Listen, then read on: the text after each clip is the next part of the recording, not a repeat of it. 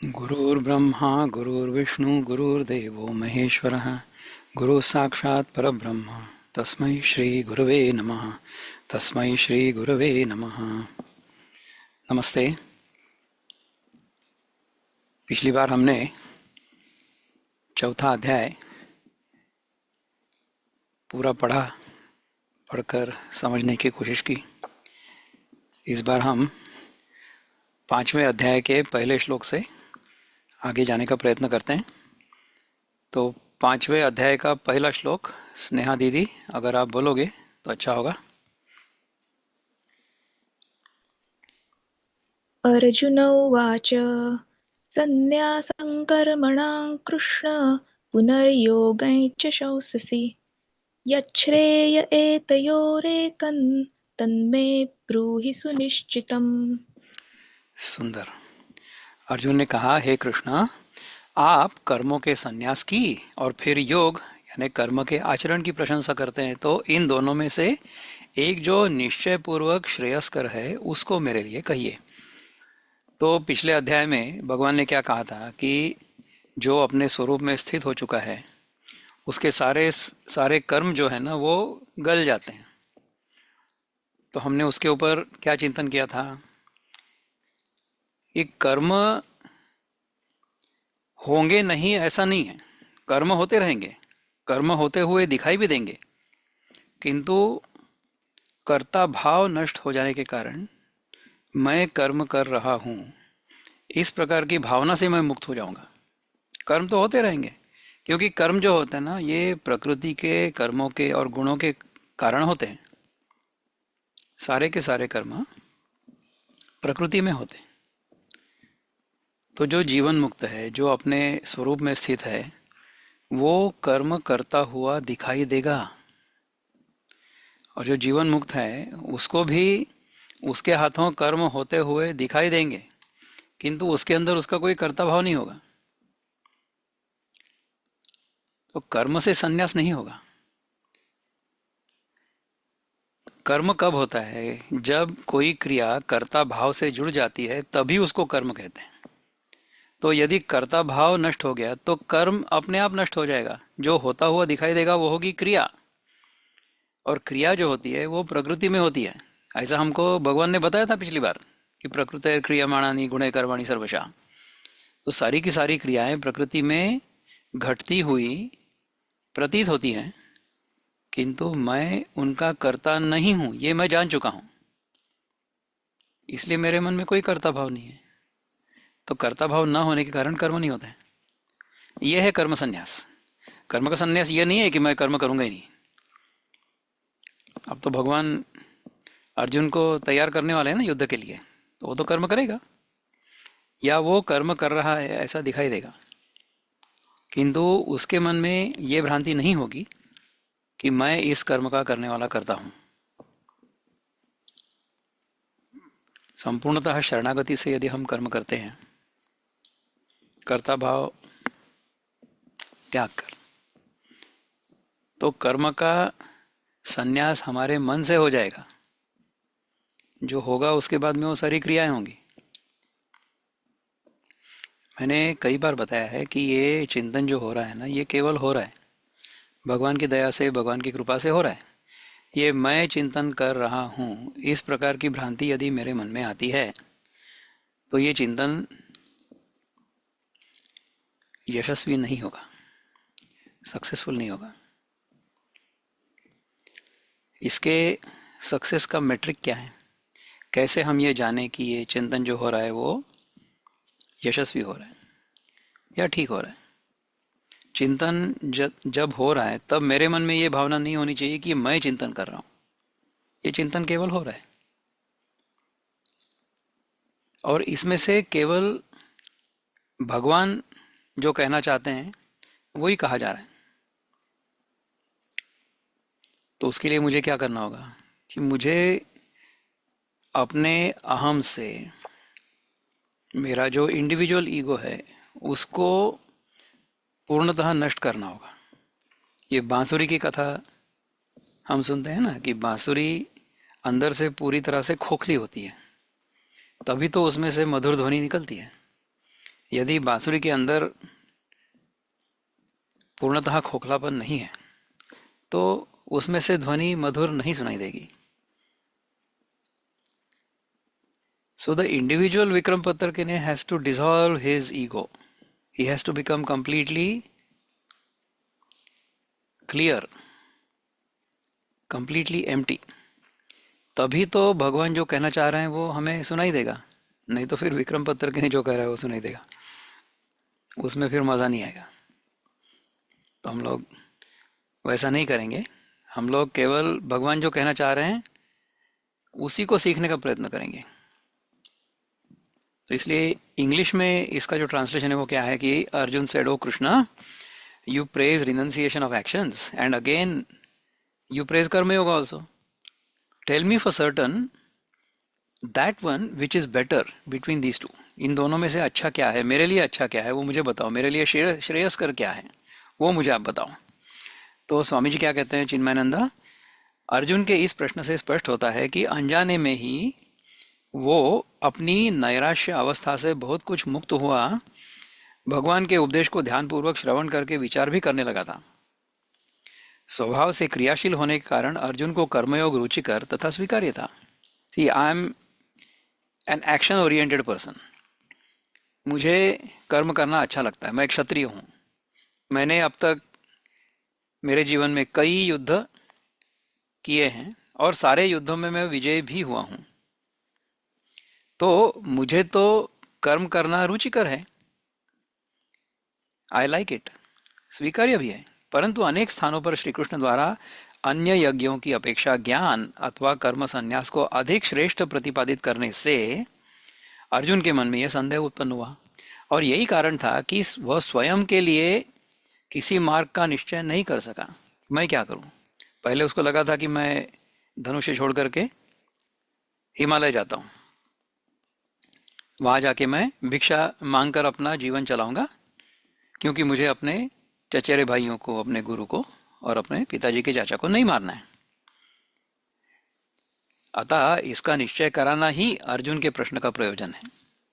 और एक बात यह भी है कि मानसिक उन्माद का रोगी उस रोग के प्रभाव से कुछ मुक्त होने पर भी शीघ्र ही पूर्ण आत्मविश्वास नहीं जुटा पाता. हमें हमारा अनुभव होगा, यदि हम कई दिनों तक अस्वस्थ रहते हैं, if we are ill for some time, और हमको जो हम नॉर्मल होते हुए कर सकते थे वो सारे काम करना संभव नहीं होता है. तो जब हमारा स्वास्थ्य फिर से ठीक हो जाता है तो हम एकदम से सब कुछ करना शुरू नहीं करते, धीरे धीरे करते हैं. क्योंकि वो शुरू किया तो क्या होगा इसका हमें डर होता है. So we don't have enough confidence. आत्मविश्वास की कमी होती है. तो इसी प्रकार से अर्जुन के मन में भी आत्मविश्वास की कमी थी. क्यों? क्योंकि हम जीवन भर कर्मयोग कर रहे थे, कर्म करने में हमें आनंद आ रहा था, और अभी भगवान बोल रहे हैं कि ज्ञान और कर्म संन्यास ये श्रेष्ठ है. ऐसा अर्जुन को लगा. अभी भी वो पूरी तरह से समझ नहीं रहा है कि भगवान क्या कहना चाह रहे हैं, इसलिए वो प्रश्न पूछ रहे हैं. तो अच्छी बात है, हमारे मन में भी वो प्रश्न आते हैं तो उनका उत्तर हमें भगवान से ही मिलेगा.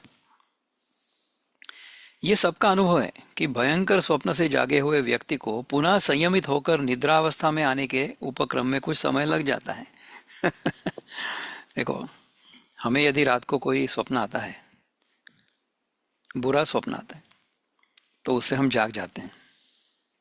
तो फिर सोने के लिए समय लगता है ना, क्योंकि वो स्वप्न की स्मृति हमारे मन में होती है. We keep on remembering this nightmare we just had. तो उसको भूलने के लिए भी तो कुछ समय लगता है. तो उसी प्रकार से जिस प्रकार से हमारा जीवन अब तक चल रहा था, उसके लिए हम इतने अभ्यस्त हो चुके हैं. We are so used to whatever we have been doing so far. तो उससे भिन्न दिशा में जाना हमारे लिए इतना सरल नहीं होता है. यही है समस्या अर्जुन की, और यही है समस्या हमारी भी. अर्जुन की ठीक ऐसी स्थिति थी. मानसिक तनाव एवं उन्माद की स्थिति से बाहर आने पर भी अपने सारथी श्री कृष्ण के उपदेश को पूर्ण रूप से समझने तथा विचार करने में वो स्वयं को असमर्थ पा रहा था। अर्जुन इस निष्कर्ष पर पहुंचा था कि भगवान उसके सामने कर्मयोग तथा कर्म संन्यास के रूप में दो विकल्प प्रस्तुत कर रहे हैं। अतः वह श्री कृष्ण से ये जानना चाहता है कि उसके आत्मकल्याण के लिए इन दोनों में से कौन सा एक निश्चित मार्ग अनुकरणीय है। इस प्रकार इस अध्याय का प्रयोजन ये बताने का है कि ये दो मार्ग विकल्प रूप नहीं है और न ही परस्पर परस्पर पूरक होते हुए युगपत अनुष्ठेय हैं। कर्मयोग तथा कर्म संन्यास इनका इसी क्रम में आचरण करना है और न कि एक साथ दोनों का। यही इस अध्याय का विषय है। देखो, कर्मयोग और कर्म संन्यास एक साथ कर सकते हो क्या? या कर्म और कर्म संन्यास एक साथ हो सकता है क्या? कर्म यदि हो रहा है तो इसका अर्थ है कि क्रिया और कर्ता एक साथ जुड़े हुए हैं। जब तक मेरे मन में कर्ता भाव है तब तक मैं कर्म करते रहूंगा। कर्म और कर्म संन्यास एक साथ नहीं हो सकते। कर्म संन्यास तभी होगा जब मेरा कर्ता भाव पूरी तरह से गल जाएगा, मिट जाएगा, नष्ट हो जाएगा। मेरे मन में यदि कर्ता भाव नहीं है तभी जो कुछ भी मेरे हाथों होगा वो क्रिया होगी और कर्म संन्यास के रूप में होगी। जब तक कर्ता भाव है तब तक कर्म होगा, जब कर्ता भाव नहीं होगा तब कर्म संन्यास होगा। तो पहले कर्ता भाव होने के कारण कर्म हो रहा था, बाद में कर्ता भाव नष्ट हो जाने के कारण कर्म संन्यास हो गया। तो कर्म और कर्म संन्यास एक साथ नहीं हो सकते। पहले कर्म होगा, बाद में कर्म संन्यास होगा। कर्म संन्यास कब होगा? कर्म संन्यास तभी होगा जब कर्मयोग कर्म करते करते, निष्काम भाव से कर्म करते करते हमारी चित्त शुद्धि हो जाएगी। उसके बाद ही कर्म संन्यास संभव है। सोचो इसके बारे में। इसके आगे वाला श्लोक देखेंगे स्नेहा दीदी, सेकंड वन।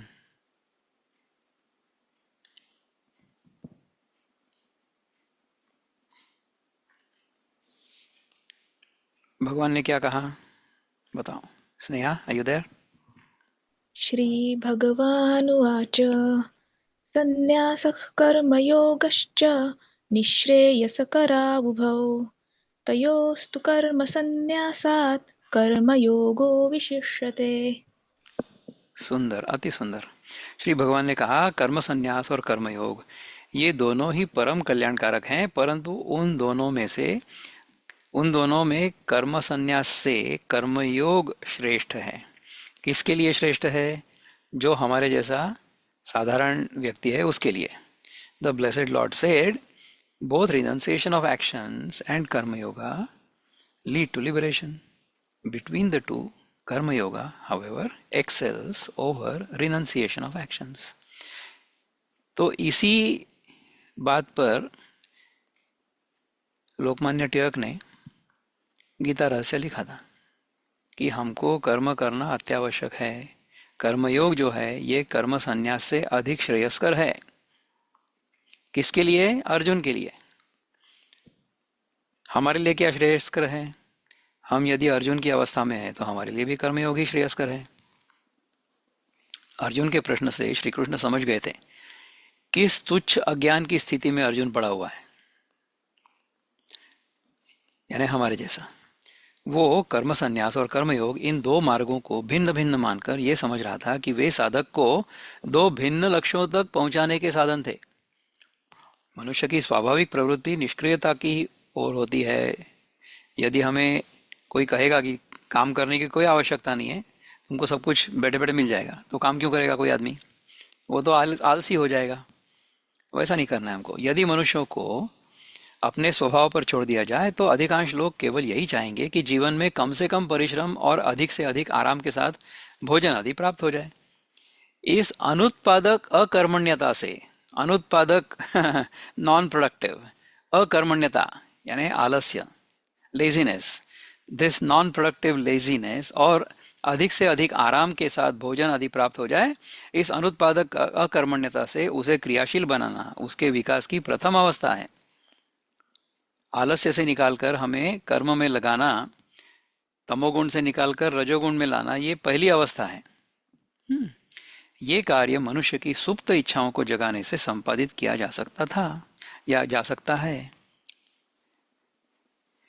ये कार्य मनुष्य की सुप्त इच्छाओं को जगाने से संपादित किया जा सकता है। तो मन में यदि इच्छाएं होंगी नहीं तो मनुष्य आलसी बैठा रहेगा।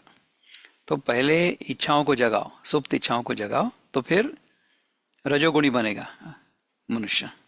विकास की इस प्रथमावस्था में स्वार्थ से प्रेरित कर्म उसकी मानसिक एवं बौद्धिक शिथिलता को दूर करके उसे अत्यंत क्रियाशील बना देते हैं। तो पहले स्वार्थी कर्म भी यदि करोगे तो भी उससे जो फल प्राप्त होगा या फल की इच्छा होगी उसके लिए कुछ कर्म करना पड़ेगा ना। तो आलस्य को दूर हटाना पड़ेगा, पहले कर्म करना पड़ेगा। हम्म तदुपरांत मनुष्य को क्रियाशील रहते हुए स्वार्थ का त्याग करने का उपदेश दिया जाता है। पहले स्वार्थी कर्म करो, बाद में निस्वार्थी कर्म करो, निष्काम कर्म करो। कुछ काल तक निष्काम भाव से ईश्वर की पूजा समझकर जगत की सेवा करने से उसे जो आनंद प्राप्त होता है वही उसके लिए स्फूर्ति एवं प्रेरणा का स्रोत बन जाता है। इसी भावना को कर्मयोग अथवा यज्ञ की भावना कहा गया है। कर्मयोग के पालन से वासनाओं का क्षय होकर साधक को मानव ध्यान रूप पंख प्राप्त हो जाते हैं, जिनकी सहायता से वो शांति और आनंद के आकाश में ऊंची ऊंची उड़ानें भर सकता है।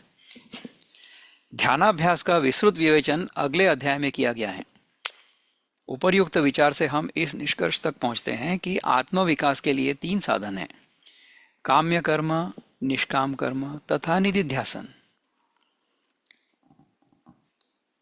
काम्य कर्म मीन्स मेरे मन में कोई कामना है और उस कामना की पूर्ति के लिए मैं कर्म कर रहा हूं, इसको कहते हैं काम्य कर्म। काम्य का अर्थ है मेरे मन में जो कामना है वो पूर्ण हो जाए, उस कर्म से जो कुछ भी मैं प्राप्त करना चाहता हूं मेरे लिए वो प्राप्त हो जाए, उसको कहते हैं काम्य कर्म। कामना की पूर्ति के लिए किया गया कर्म जो है वो काम्य कर्म है। अच्छा, निष्काम कर्म क्या है? मेरे मन में कामना नहीं है किंतु मैं कर्म कर रहा हूं, मेरे अपने लिए कुछ नहीं चाहिए, समष्टि के कल्याण के लिए मेरे हाथ से जो कुछ हो रहा है वो हो रहा है, निष्काम कर्म। और निधिध्यासन क्या है? निधिध्यासन है कि इसी प्रकार के चिंतन में हमेशा रहना। अद्वैत वेदांत में साधना जो है वो 3 अंगों की होती है। पहले होता है श्रवण, तो हमने पहले सुनना है। दूसरा है मनन, मनन या चिंतन। हमने कुछ सुन लिया किंतु हमें वो समझ नहीं आया, तो हमारे मन में जो शंकाएं होती हैं उनका निरसन करने के लिए, उनका निराकरण करने के लिए हम गुरु के चरणों में बैठेंगे और गुरु से सीखेंगे, गुरु से प्रश्न पूछेंगे। पिछले अध्याय में भगवान ने कहा था ना, परिप्रश्नेन सेवया, गुरु के पास जाओ, गुरु की सेवा करो और उनको अच्छे अच्छे प्रश्न पूछो, तो वो तुमको बताएंगे, ज्ञान देंगे। उसका नाम है मनन। मेरे मन में जो कुछ शंकाएं होंगी उनको मैंने मिटाना है। Second step. पहली स्टेप क्या थी? मैंने सुना लेकिन मुझे कुछ समझ में नहीं आया। दूसरे अध्याय में भगवान ने तो सब कुछ सुना दिया था। यदि दूसरा अध्याय समझ आता अर्जुन को, तो उसके बाद वाले सारे प्रश्न जो है ना वो उसके मन में आते ही नहीं। अर्जुन की जैसी अवस्था थी वैसी हमारी भी अवस्था है। हमारे मन में भी ये प्रश्न आता है, कई प्रश्न आते हैं।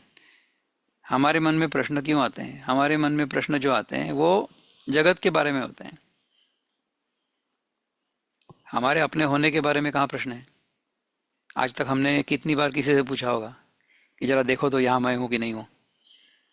मेरे अपने होने के बारे में मेरे मन में किसी भी प्रकार का कोई संदेह नहीं है, वो है सत्य। किंतु मैंने अपने आप को ठीक से पहचाना नहीं है। उसकी पहचान के लिए ये सारा चिंतन हो रहा है। मेरे स्वरूप का बोध यदि मुझे हो जाता है तो मुझे गीता पर चिंतन करने की कोई आवश्यकता नहीं, न गीता का अध्ययन करने की कोई आवश्यकता है, न गीता की कथा करने की कोई आवश्यकता है अपने लिए। वो बोध हमें हो जाए, इसलिए हमने पहले ये सारा चिंतन मराठी में किया, उसके बाद हम यही चिंतन फिर से हिंदी में कर रहे हैं। हमें बोध तो हो कि हम हैं कौन। यदि हमें बोध हो जाएगा तो फिर उसके बाद चिंतन विंतन की कोई आवश्यकता नहीं है, लेकिन वो नहीं हुआ अभी तक। तो पहले श्रवण, फिर मनन, उसके बाद निधिध्यासन। यदि हमें समझ आ गया, हमें पूर्णतः ये विश्वास हो गया, दृढ़ विश्वास, कि गीता जी जो हमें बता रही है वो सत्य है। जब हमें अंदर से ये विश्वास होने लगेगा, ये अनुभव होने लगेगा कि ये गीता जी की जो कहानी है वो मेरी कहानी है, अर्जुन मैं ही हूं, मेरे ही मन में ये सारे प्रश्न आते थे, और यदि गीता की सीख आत्मसात हो गई, समझ गया सब कुछ, उसके अनुसार जीवन में आचरण होने लगा, तो मेरे अंदर का कृष्ण जाग गया है। अर्जुन भी मेरे ही अंदर है, कृष्ण भी मेरे ही अंदर है। मेरी बुद्धि जब मेरे मन के अधीन होती है और मन जब इंद्रियों के अधीन होता है तो वो विषयों की ओर भागता है। किंतु जब बुद्धि मन के ऊपर हावी हो जाती है, मन जब बुद्धि के अधीन होता है, तो वो जो बुद्धि है उसके कारण हमें ये सारा समझ आता है। और वो बुद्धि जब निश्चयात्मिका हो जाती है, बुद्धि जब परमात्मा के चरणों में लीन हो जाती है, तो फिर उसी का नाम स्थित प्रज्ञा है, जिसकी बुद्धि या जिसकी प्रज्ञा स्थिर हो चुकी है। The one with study intellect, with study wisdom.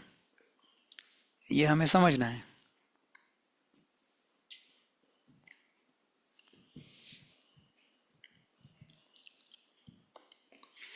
पूर्व अध्यायों में कर्मयोग का वर्णन हो चुका है और अगले अध्याय का विषय ध्यान योग है। अतः इस अध्याय में अहंकार और स्वार्थ के परित्याग द्वारा कर्मों के संन्यास का निरूपण किया गया है। इस श्लोक में भगवान ने कहा है कि कर्म संन्यास और कर्मयोग दोनों ही कल्याणकारक हैं, तथापि इन दोनों में कर्मयोग श्रेष्ठतर है। कर्मयोग इज बेटर। श्री कृष्ण के इस कथन का अर्थ ये कदापि नहीं है कि वे कर्मयोग की अपेक्षा संन्यास को हीनतर बताते हैं। नहीं नहीं, ऐसा समझना अपने अज्ञान का प्रदर्शन करना है, अथवा अब तक किए भगवान के उपदेश को ही नहीं समझना है। यहाँ संन्यास की अपेक्षा कर्मयोग को श्रेष्ठ कहने का के अभिप्राय को हमें समझना चाहिए। क्यों कहा है? विकास की जिस अवस्था में अर्जुन था उसको तथा युद्ध की विशेष परिस्थितियों को ध्यान में रखकर अर्जुन के लिए संन्यास की अपेक्षा कर्म करने का उपदेश ही उपयुक्त था। यदि हमारे सामने युद्ध का प्रसंग है तो हमें संन्यास की भाषा शोभा नहीं देती है, विशेषतः यदि मैं क्षत्रिय हूं तो। ये अर्थ क्या हुआ कि दोनों ही श्रेयस्कर होने पर भी विशेष परिस्थितियों को देखते हुए संन्यास की अपेक्षा कर्मयोग श्रेष्ठ कहा गया है।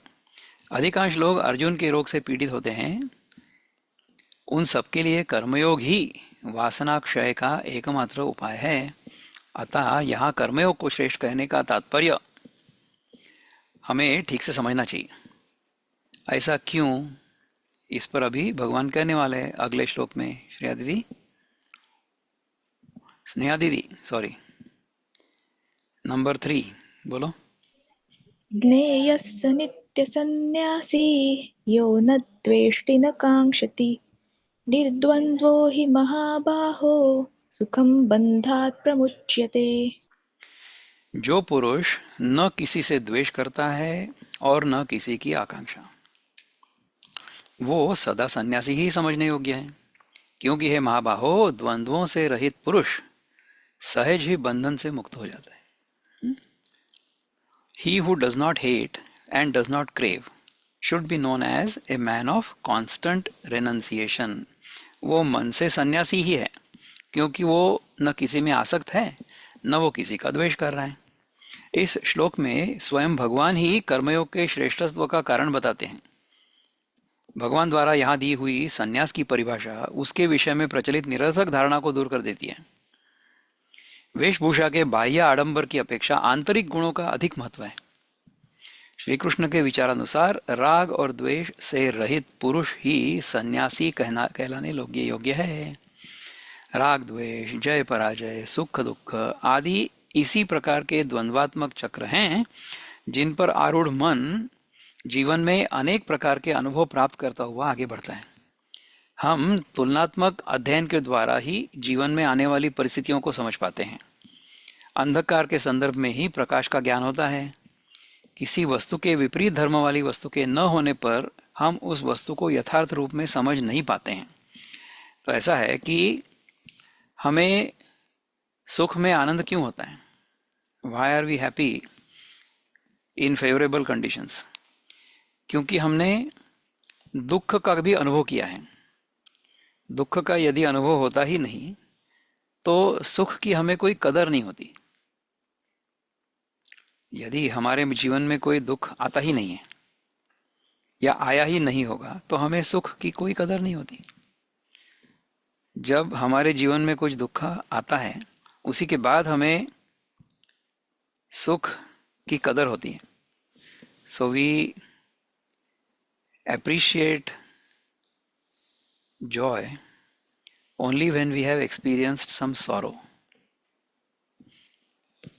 हमारे दैनंदिन जीवन का हमने यदि विश्लेषण किया, अनुभव का विश्लेषण किया, तो मुझे जब भूख लगी होती है तो मुझे अच्छा नहीं लगता है। उसके बाद मैं भोजन करता हूँ, मेरा पेट भर जाता है, उसके बाद मुझे अच्छा लगता है। तो भूख का अनुभव मैंने किया था, इसलिए पेट भरने का अनुभव मुझे उसकी तुलना में अच्छा लगा। यदि मेरा पेट हमेशा भरा ही होता तो मुझे फिर उसका कोई एप्रिसिएशन नहीं होता, उसकी कोई कदर नहीं होती। तो दुख भी जीवन में उपयोगी है। दुख रहे हमारे जीवन में ऐसी कामना तो मैं करूंगा नहीं, किसी के लिए भी नहीं करूंगा। सबके जीवन से दुख पूर्णतः नष्ट हो जाए, यही हमारी कामना होगी। दुख में तो हमें जीना ही नहीं है। किंतु यदि दुख नहीं होगा तो फिर सुख इतनी अच्छी तरह से हमें समझ नहीं आएगा। ये कहना चाह रहे हैं भगवान या स्वामी जी। यदि वस्तुओं का ज्ञान प्राप्त करने के लिए बुद्धि के पास तुलनात्मक अध्ययन प्रणाली ही उपलब्ध हो, तब उसका त्याग करने का अर्थ होगा विचार के साधन अंतःकरण का ही त्याग करना। तो हमारे जीवन में यदि दुख आता ही नहीं है तो हमारी बुद्धि जो तुलना कर सकती है वो कर नहीं पाएगी। तो उसका जो उपयोग है बुद्धि का, बुद्धि हमारे अंतःकरण का विषय है। मन, बुद्धि, चित्त और अहंकार, ये मन के जो 4 आयाम हैं, functional aspects of our mind, इनको अंतःकरण कहते हैं, है ना। तो उसका ही त्याग हो जाएगा।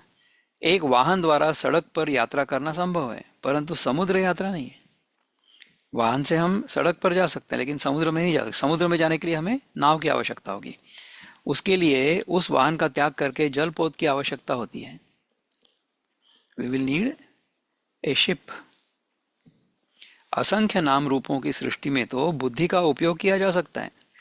यहाँ कहा गया है कि समस्त प्रकार के भेद दर्शनों से मुक्त हुआ, अर्थात मन और बुद्धि के अतीत हुआ पुरुष ही सच्चा सन्यासी है। ये कोई सहज कार्य नहीं है। द्वंद्वों से रहित होने का अर्थ है मर्त्य जीव का सभी बंधनों से मुक्त हो जाना। सन्यासी की इस परिभाषा से ये नहीं समझें कि साधकों के लिए दुखपूर्ण, निराशा के जीवन को चित्रित करने का भगवान का प्रयत्न है। हाँ, ऐसा नहीं है। अर्जुन के मन में दीर्घ काल से अर्जित वासनाओं का संचय था, अतः उसके आत्मविकास को ध्यान में रखकर भगवान ने उसे संन्यास जीवन को स्वीकार करने की शीघ्रता से परावृत्त करना चाहा। भगवान ने क्या किया, तुम अभी सन्यासी नहीं बन सकते हो, अभी हिमालय में जाके भिक्षा मांगने का समय नहीं है तुम्हारे जीवन में। You are not ready for it yet. हमने पहले एक बार क्या चिंतन किया था कि अर्जुन जो है वो है क्षत्रिय, और क्षत्रिय का धर्म क्या होता है, क्षत्रिय का स्वभाव क्या होता है, वो लड़ाई करेगा हमेशा। तो यदि वो यहाँ से युद्ध भूमि से धनुष बाण नीचे रखकर संन्यास लेने हिमालय चला जाता है, तो वहां जाने के बाद कुछ दिनों के बाद उसको वहां जाकर के उसका जो क्षात्र स्वभाव है, क्षत्रिय का स्वभाव है, वो चैन से बैठने नहीं देगा। वहां जाकर के वो हिरणों को मारेगा, इसको मारेगा, उसको मारेगा, क्योंकि वो क्षत्रिय है। तो उसके स्वभाव को ध्यान में रखते हुए, विशिष्ट परिस्थिति को ध्यान में रखते हुए, भगवान अर्जुन से कहते हैं कि तेरे लिए अभी युद्ध करना ही उचित है। कर्म अधिक श्रेयस्कर है कर्म संन्यास की तुलना में। ये है भगवान के इस सीख का निचोड़। तो अभी तक ये 3 श्लोकों में हमने जो चिंतन किया है, या हमने जो पढ़ा, भगवान ने हमसे जो कहा 2 श्लोकों में। पहले अर्जुन ने प्रश्न पूछा कि कर्मयोग और संन्यास, इनमें श्रेष्ठ कौन सा है, मेरे लिए अच्छा कौन सा है, वो मेरे को बताओ। तो भगवान ने कहा कि तुम्हारे लिए कर्मयोग ही ठीक है। हमको सबको ना अपनी औकात पता होनी चाहिए, हमारे लिए क्या ठीक है। तो जिनके मन से अभी तक जगत की सत्यता बनी हुई है, जगत सत्य है ऐसा लग रहा है, तब तक कर्मयोग करना आवश्यक है। इसके आगे का श्लोक देखेंगे, स्नेहा देवी, नंबर 4।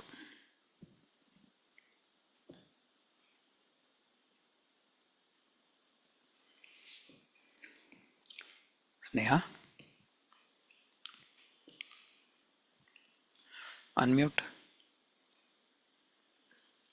भगवान क्या कह रहे हैं 4थे श्लोक में? भगवान कह रहे हैं सांख्य योगो पृथक बाला प्रवदन्ति न पंडिता एकमप्यास्थितः सम्यग् उभयोर्विन्दते फलम। ऐसा कह रहे हैं भगवान। ये कह रहे हैं कि बालक अर्थात बाल बुद्धि के लोग सांख्य यानी संन्यास और योग को परस्पर भिन्न समझते हैं। किसी एक में भी सम्यक प्रकार से स्थित हुआ पुरुष दोनों के फल को प्राप्त कर लेता है। So the fools, not the learned ones, speak of Sankhya यानी path of knowledge and karma yoga as different. Anyone who properly resorts to even one of them gets the results of both. तो यदि हम कर्म और योग इन दोनों में से एक भी योग्य प्रकार से करते हैं तो हमें लाभ हो सकता है। किसी भी सामान्य कर्म को ईश्वर की पूजा में परिवर्तित करने के 2 उपाय हैं। एक है सभी कर्मों में कर्तृत्व के अभिमान का त्याग, मैं कर रहा हूं ऐसा लगना ही नहीं चाहिए। और दूसरा है फलाशक्ति के कारण उत्पन्न होने वाली चिंताओं का त्याग, जिसे दूसरे शब्दों में कहेंगे भोक्तृत्व के अभिमान का त्याग। 2 शब्द हमने सुने हैं ना, एक है कर्तृत्व, कर्तृत्व यानी मैं कर रहा हूं ऐसा भाव, कर्ता भाव, कर्तृत्व। और दूसरा है भोक्तृत्व। भोक्तृत्व यह है कि मैं भोग रहा हूं, मुझे कर्म के कारण जो फल मिला है उस फल का जब मैं ग्रहण करता हूं, उस फल का जब मैं भोग करता हूं, उससे मुझे सुख की अनुभूति होती है, उसे कहते हैं भोक्तृत्व, एंजॉयरशिप। सो डूअरशिप एंड एंजॉयरशिप। ये कर्तृत्व और भोक्तृत्व जब तक मेरे मन में है तब तक मैं कर्म करते रहूंगा और मैं पुण्य कर्म करूंगा, अच्छे कर्म करूंगा, क्योंकि पुण्य कर्म करने के कारण मुझे अच्छे फल मिलेंगे और अच्छे फलों को ग्रहण करने से मुझे सुख प्राप्त होगा, सुख की अनुभूति होगी। इसलिए तो हम सब पुण्य करते हैं, इसलिए तो हम सब ऐसा कर्म करना चाहते हैं जो हमें इस जन्म में भी सुख प्रदान करे और अगले जन्म में या स्वर्ग में जहां कहीं हम जाएंगे वहां हमें सुख प्रदान करे। हमें जो कुछ कर्म करना है उसके कारण हमें जो प्राप्त करना है, कर्म करने से हमें क्या मिलेगा? 2 प्रकार के फल मिलेंगे। एक तो अर्थ प्राप्ति होगी, पैसा कमाएंगे, समाज में हमारा नाम होगा, सत्ता होगी, अर्थ। और दूसरा कर्म करने से काम की प्राप्ति होगी, कामना की प्राप्ति होगी, तो हमारे जो पांच इंद्रिय हैं उनके जो विषय हैं उनको हम प्राप्त करेंगे, उनसे संपर्क से जो सुख की अनुभूति होगी उसको हम कहते हैं काम। तो काम is physical pleasure, earth connected with the mind. तो उसमें फिर मेरे पास धन है, मेरे पास सत्ता है, मेरे पास प्रसिद्धि है, सब लोग मुझे जानते हैं, ये मन में है सारा। इनके कारण मैं बड़ा हो गया हूँ, श्रेष्ठ हो गया हूँ। इस प्रकार का जो भाव है ना, ये है अर्थ पुरुषार्थ। तो पहला काम पुरुषार्थ, अर्थ पुरुषार्थ, किंतु ये दोनों जो है ना, इनको धर्म के सीमाओं में, धर्म की सीमाओं में हमें अर्जित करना है। यदि काम और अर्थ धर्म पूर्वक न किए जाएं तो हमें यश कभी मिलेगा, किंतु उसका परिणाम, दूरगामी परिणाम अच्छा नहीं होगा, क्योंकि हमने अधर्म से काम या अर्थ की प्राप्ति की है। पैसा कमाओ, खूब कमाओ पैसा, किंतु धर्म पूर्वक कमाओ। किसी को झूठ बोलकर या भ्रष्टाचार से ऐसा मत कमाओ, ठीक है ना। प्रथम उपाय को कहते हैं सांख्य, दूसरे को कहते हैं योग। सांख्य मार्ग का अनुसरण करके, अनुसरण सबके लिए संभव नहीं होता है, सांख्य मार्ग का अनुसरण सबके लिए संभव नहीं होता है। अत्यंत मेधावी पुरुष ही संपूर्ण विश्व में हो रहे कर्मों का अवलोकन कर इस कर्तृत्व के अभिमान को त्याग सकता है। बहुत कठिन है। जीवन में प्राप्त उपलब्धियों के लिए जगत में कितने ही व्यक्तियों एवं नियमों की अपेक्षा होती है। इसे समझकर ही हम अपने व्यक्तिगत योगदान की क्षुद्रता को समझ सकते हैं, और तभी हम अपने मिथ्या कर्तृत्व की धारणा को भी त्याग सकते हैं। केवल बालक अर्थात अपरिपक्व विचार के लोग ही सांख्य और योग में विरोध देखते हैं, जबकि बुद्धिमान पुरुष जो किसी एक मार्ग का अवलंबन दृढ़ता से करते हैं, दोनों मार्गों के समान प्रभाव को जानते हैं।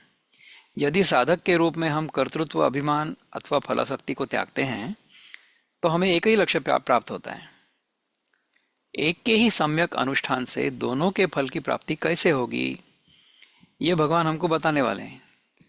तो सांख्य क्या है? सभी कर्मों में कर्तृत्व के अभिमान का त्याग, ये सांख्य है। और दूसरा है फलासक्ति के कारण उत्पन्न होने वाली चिंताओं का त्याग, ठीक है ना। तो मैं कर्म करता नहीं हूं, सारे के सारे कर्म प्रकृति के गुणों के कारण हो रहे हैं, ये समझ, यह है सांख्य। तो ये समझ बहुत कठिन है। दूसरा क्या है? जो भोक्तृत्व है उस पर नियंत्रण, अभी अगले अध्याय में आने वाला है। योग के बारे में भगवान हमें कुछ सिखाने वाले हैं कि किस प्रकार से हमने योग की साधना करनी है, वो हमें सिखाएंगे। तो अभी वहां तक धीरे धीरे धीरे धीरे ले जाने का कार्यक्रम चल रहा है। ये हमारी सबकी कथा यही है। हम जब बच्चे होते हैं तो हमें जगत की वस्तुओं में आसक्ति होती है, जगत की वस्तुओं का प्रभाव होता है हमारे मन पर। हमें ऐसा लगता है कि जगत की वस्तुओं के कारण हम सुखी होंगे, जगत की वस्तुएं हम प्राप्त करने का प्रयत्न करते हैं। तो जगत की वस्तुओं के पीछे भागते भागते हम पहले स्वार्थी कर्म करते हैं, काम्य कर्म करते हैं। उसके बाद धीरे धीरे समझ आता है कि मेरे अपने लिए कुछ फल प्राप्त करने से अच्छा है कि किसी और के लिए कुछ करो, उसमें आनंद अधिक है। वो काम्य कर्म से निष्काम कर्म की ओर हमें ले जाता है, क्योंकि हमें समझ आता है कि इससे उसमें आनंद अधिक है। निष्काम कर्म में आनंद जो है वो अधिक है काम्य कर्म के करने से, वो करते करते चित्त शुद्धि जैसे होती है, तो हमें ये भी समझ आता है कि इन कर्मों का अच्छा परिणाम प्रकृति के कुछ नियमों के कारण हो रहा है। ये सारे नियमों को नियंत्रित करने वाली कोई शक्ति है, ऐसा हमें अंदर से समझ आने लगता है। और ये शक्ति ईश्वर है ऐसा हम मानते हैं, या उसको ईश्वर ये नाम देते हैं। जो शक्ति इस जगत को नियंत्रित करती है और हमारे कर्मों का फल हमें प्रदान करती है, उस शक्ति को हम ईश्वर कहते हैं। तो हम इस ईश्वर की आराधना में, उपासना में लग जाते हैं। ऐसा करते करते जब हमारा मन एकाग्र होता है, उसके बाद फिर हमें ऐसा लगता है कि हम ये जाने कि ये ईश्वर कौन है, हु इज गॉड। ये प्रश्न हमारे जब मन में आता है ना, तब ज्ञान योग प्रारंभ होता है। तो पहले कर्मयोग होता है, बाद में ध्यान योग या मन पर नियंत्रण या अनुशासन, तीसरा भक्ति योग जिसमें मन की एकाग्रता, और फिर चौथा ज्ञान योग। इस प्रकार से मनुष्य की यात्रा होती है साधारणता। और अभी पिछले अध्याय में हमने सुना था, भगवान ने कहा था हमसे कि ज्ञान जो है वो सर्वश्रेष्ठ है।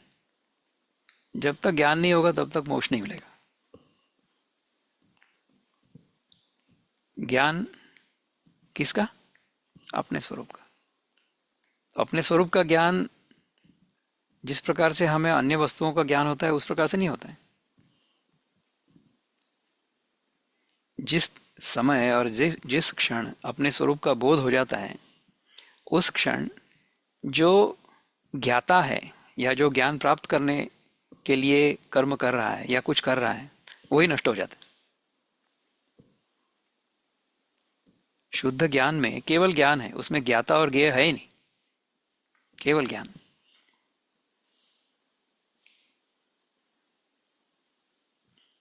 इस पर कुछ प्रश्न है क्या? अभी तक हमने कितने श्लोक देखे? 5 श्लोक देखे ना? चार श्लोक देखे। कोई प्रश्न होगा तो पूछिए, या फिर हम लोग आगे वाले श्लोक में जाते हैं। 5वां श्लोक, स्नेहा देवी, आर यू हियर? यत्सा हाँ, यत्साङ्ख्ये प्राप्यते स्थानं तद्योगैरपि गम्यते एकं साङ्ख्ये च योगे च यः पश्यति स पश्यति। ये है कि जो स्थान ज्ञानियों द्वारा प्राप्त किया जाता है, उसी स्थान पर कर्मयोगी भी पहुंचते हैं। इसीलिए जो पुरुष सांख्य और योग को फल रूप से एक ही देखता है, वही वास्तव में देखता है। So both of them are essentially the same. The state और द, ये जो स्थान है, यो स्टेट यानी मनस्थिति है, वो is use in the derivative sense of the place in which one remains established and from which one does not become relegated. वहां जाकर हम स्थित हो जाएं पर उससे नीचे ना गिरें। That is reached by the Sankhyas, that is reached by the yogis as well. He sees, he alone sees. Who sees? The one who sees Sankhya and Yoga as one. सांख्य और योग दोनों को एक जैसा देखने वाला ही सचमुच देखता है। यहाँ भगवान का स्पष्ट वचन है कि सांख्य और योग दोनों का लक्ष्य एक ही है, इसलिए एक के अनुष्ठान से दोनों के फल को प्राप्त होने की बात कही गई है। इस प्रकार इन दोनों को फल रूप से एक समझने वाले पुरुष ही यथार्थ में वेदों में प्रतिपादित सत्य के ज्ञाता हैं। पश्यंती अर्थात देखते हैं। इस शब्द का प्रयोग उसके शास्त्रीय अर्थ में किया गया है, जिसके कारण नेत्र इंद्रिय के द्वारा किसी बाह्य वस्तु का दर्शन यहाँ अभिप्रेत नहीं है। अद्वैत तत्वज्ञान के सिद्धांतानुसार आत्मा के स्वयं दृष्टा होने से उसका दृश्य रूप में दर्शन कभी नहीं हो सकता। दृष्टा के द्वारा दृष्टा का ही ये अनुभव है। So we realise ourselves as ourselves. अभी हमने जो कहा था ना कि जिस प्रकार से हमें अन्य वस्तुओं का ज्ञान होता है। अन्य वस्तु का ज्ञान कितने बार होता है, हमने कितनी बार बताया कि देखो, ये फोन है, ये फोन है, ये मैं जानता हूँ, और ये फोन मैं नहीं हूँ, ये भी मैं जानता हूँ। So there is a difference between me and the phone. The phone is known, I am the knower, I know it is a phone, but I also know that I am not the phone. सो मैं phone से भिन्न हूँ। यह है द्वैत। किंतु मैं जब अपने स्वयं के बारे में चिंतन करता हूँ, तो मैं क्या कहूँगा कि हाँ, मैं हूँ, मैं जानता हूँ कि ये मैं हूँ, और फिर मैं ये कहूँगा क्या कि मैं नहीं हूँ? ऐसा नहीं होगा, तो मैं हूँ। So self realization is not like the knowledge of other things.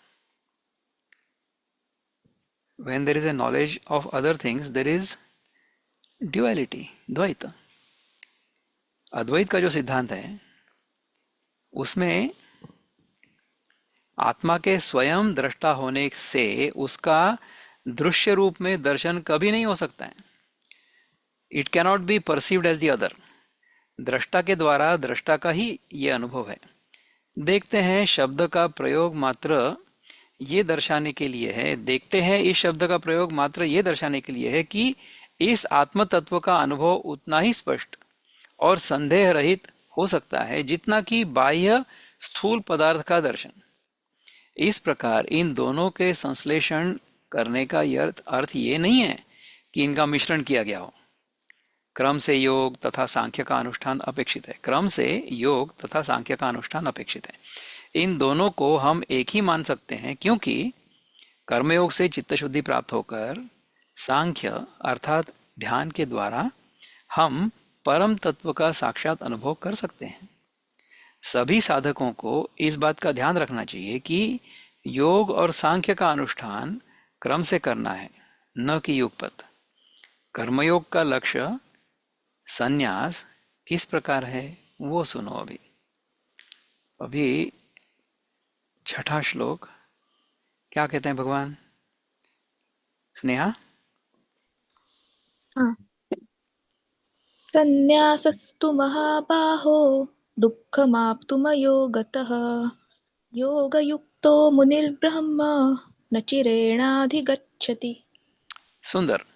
परंतु हे महाबाहो, योग के बिना संन्यास प्राप्त होना कठिन है। योग युक्त मननशील पुरुष परमात्मा को शीघ्र ही प्राप्त होता है। O mighty armed one, renunciation is hard to attain without karma yoga. The meditative man equipped with yoga attains Brahman without delay. So हमें मेडिटेटिव भी होना है और कर्मयोग भी करना है, कर्म भी करना है। सो आत्मज्ञान की साधना में कर्म के स्थान के विषय में प्राचीन ऋषिगण जिस निष्कर्ष पर पहुंचे थे, भगवान यहाँ उसका ही दृढ़ता से विशेष बल देकर प्रतिपादन कर रहे हैं। कर्म पालन के बिना वास्तविक कर्म संन्यास असंभव है। पहले कर्म का पालन करना पड़ेगा ना, तभी तो उसके बाद कर्म संन्यास कर पाओगे। कर्म ही यदि नहीं करोगे तो फिर कर्म कर्म संन्यास काय का करोगे? हुँ? किसी वस्तु को प्राप्त किए बिना उसका त्याग कैसे संभव होगा? इच्छाओं के अतृप्त रहने से और महत्वाकांक्षाओं की धूलि में मिल जाने के कारण जो पुरुष सांसारिक जीवन का त्याग करता है, उसका संन्यास वास्तविक नहीं है। किसी धातु विशेष के बने पात्र पर मैल जम जाने पर उसे स्वच्छ और चमकीला बनाने के लिए एक विशेष रासायनिक घोल का प्रयोग किया जाता है ना? तो जो यदि धातु का पात्र जो होता है उस पर जंग लग जाती है, ऑक्साइड की जो एक परत उस पात्र पर जमी होती है, उस घोल में मिल जाती है।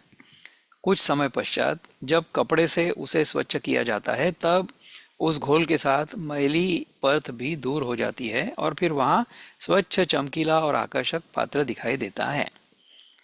अब देखिए, आपके घर में यदि आप तांबे के कुछ बर्तन साफ कर रहे होंगे, तो अभी आजकल हम वो पीताम्बरी करके एक पाउडर आती है, उससे हम साफ करते हैं, तो उसके बाद तो चमकने लगता है एकदम। या आपके घर में चांदी का कुछ होगा तो उसको चमकाने के लिए और एक कोई पाउडर होती है,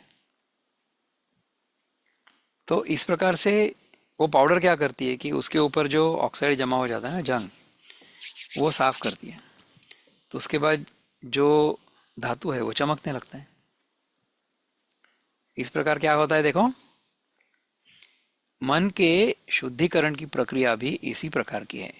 कर्मयोग के पालन से जन्म जन्मांतरों में अर्जित वासनाओं का कल्मश दूर हो जाता है और तब शुद्ध हुए मन द्वारा निधिध्यासन के अभ्यास से अकर्म आत्मा का अनुभव होता है। और यही वास्तविक कर्म संन्यास है।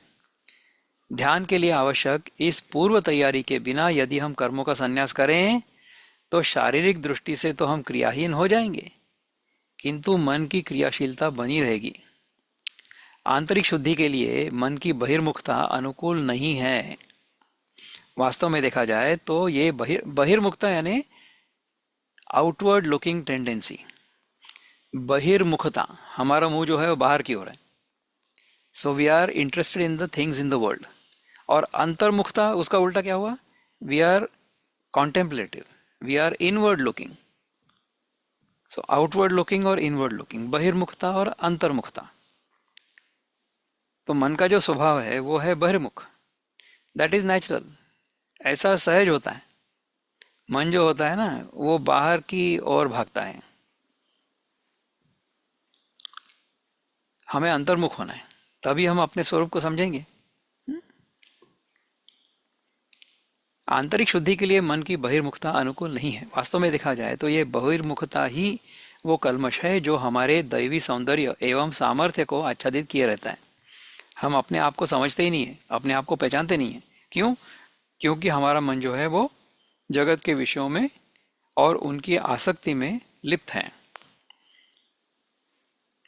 प्राचीन काल के हिंदू प्राचीन काल के हिंदू मनीषियों की आध्यात्मिक उन्नति के क्षेत्र में ये सबसे बड़ी खोज है, जहां भगवान ने ये कहा है कि कर्मयोग की भावना से कर्म किए बिना ध्यान की योग्यता अर्थात चित्त शुद्धि प्राप्त नहीं होती है।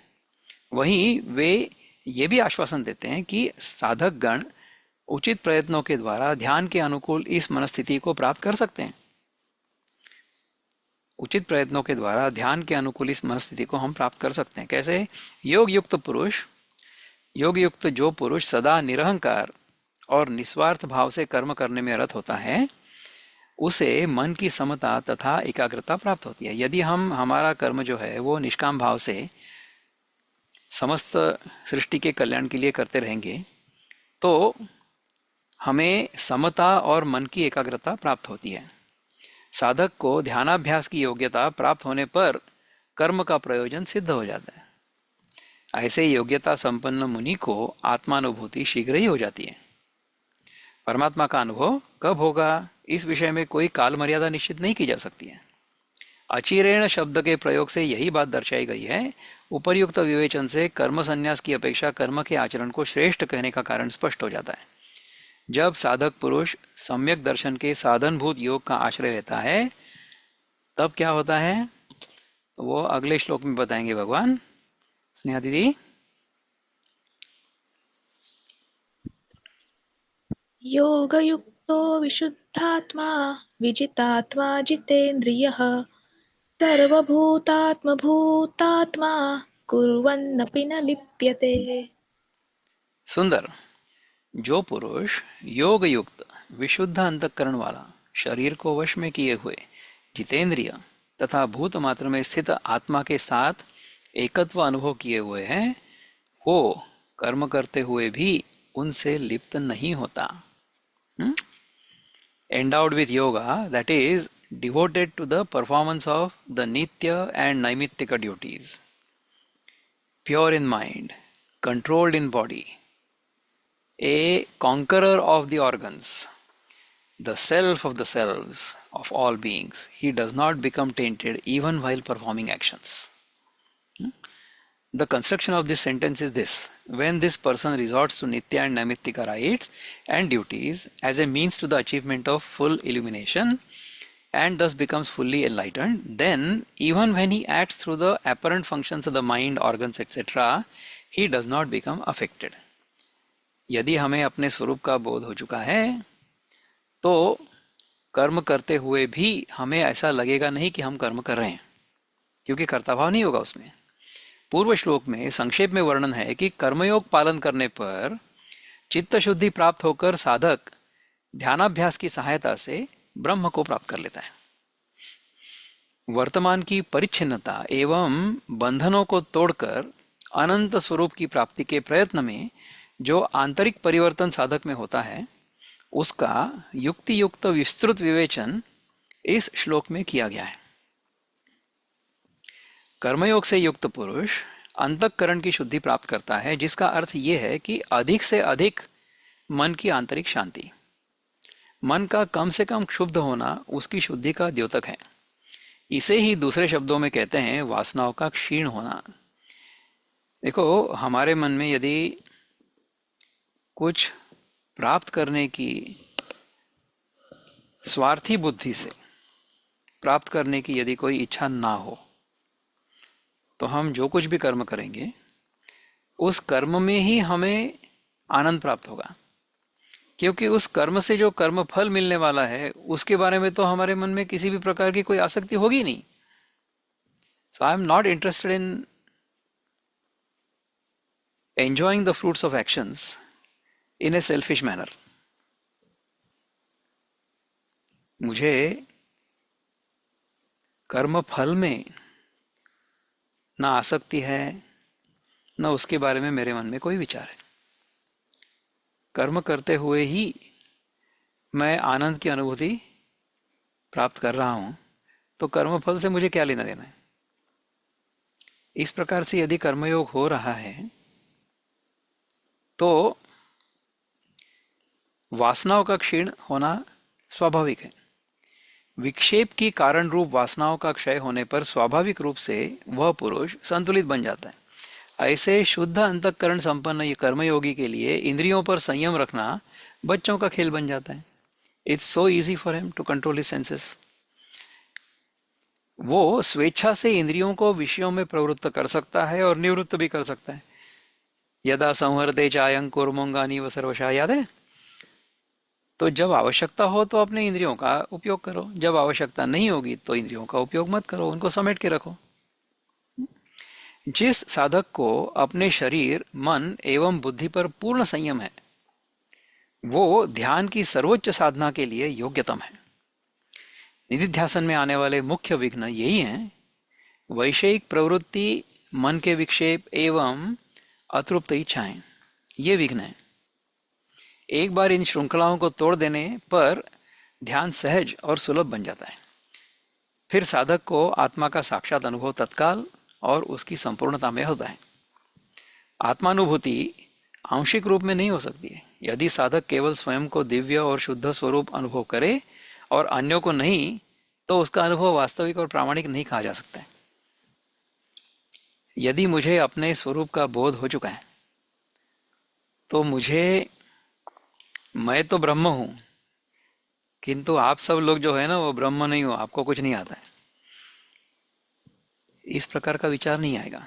यदि मेरे मन में ये विचार है कि हाँ, मैं तो ब्रह्म स्वरूप हो गया हूं, आप लोगों का मेरे को पता नहीं, इसका अर्थ है कि मैं अभी ब्रह्म स्वरूप नहीं हुआ हूं।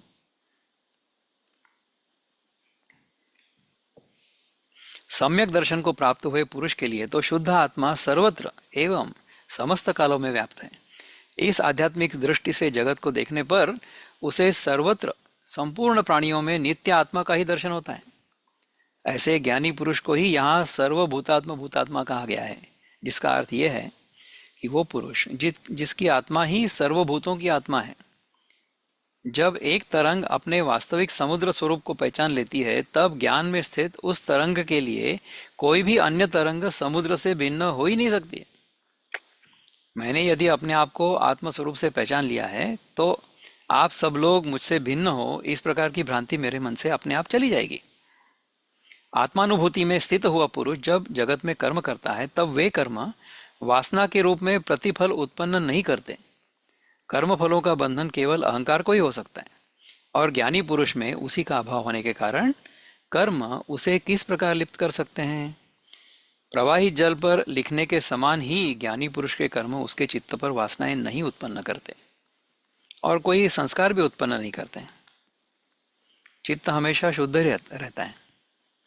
भगवान श्री कृष्ण कर्मयोग के सिद्धांत का पुनः पुनः प्रतिपादन करते हैं। इस श्लोक से भी स्पष्ट होता है कि अहंकार और स्वार्थ से प्रेरित होकर किए गए कर्म ही वासना उत्पन्न करके बुद्धि की विवेक शक्ति को धूमिल कर देते हैं, जिसके कारण मनुष्य को अपने स्वयं सिद्ध शुद्ध दिव्य स्वरूप का अनुभव नहीं हो पाता।